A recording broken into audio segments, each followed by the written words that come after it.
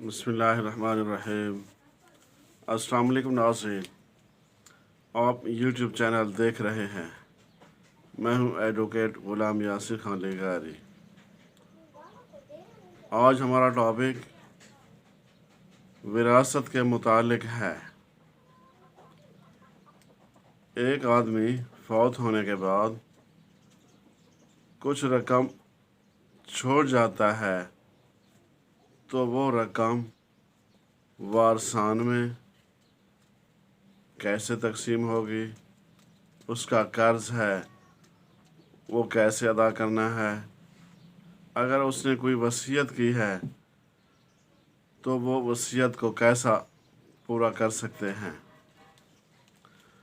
फ़र्ज़ करें एक शख्स ने आपने जाने के बाद 1,20,000 रुपये रकम छोड़ी है। उसने 10,000 रुपये की हद तक तो वसीयत की। वारसान पर ज़रूरी है कि वो उसकी वसीयत को पूरा करें। वो 10,000 रुपये रकम वसीयत में खर्च करें, दें। इसी तरह उसके ज़िम्मा 10,000 रुपये रकम वाजिबुल अदा थी।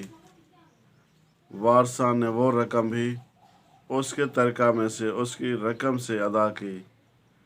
अब वारसान के पास रकम बाकी है 1,00,000 रुपये। उसकी तकसीम कैसे होगी? सबसे पहले उसके वालिदैन जो हयात हैं वो अपना अपना हिस्सा 1/6 हिस्सा लेंगे और इसी 1,00,000 रुपये में से 1/8 हिस्सा उसकी बेवा का निकलेगा। उसके बाद बाकी जो रकम बचेगी उसके बचकान में तकसीम होगी।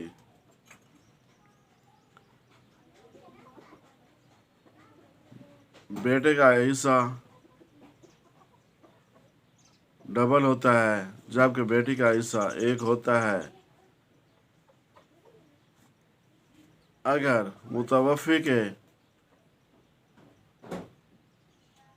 नगीना औलाद ना है, बेटा या बेटे ना हैं, तो मुतवफ़्फ़ी के बहन भाइयों को भी शामिल किया जाएगा।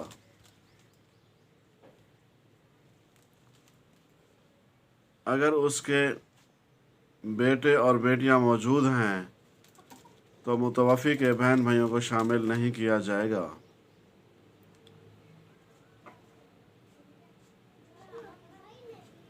इस तरह मुतवफ़्फ़ी की रकम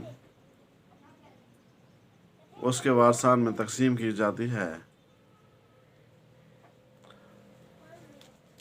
तब तक के लिए इतना ही। काफ़ी मिलते हैं अगली वीडियो में। अल्लाह हाफिज़।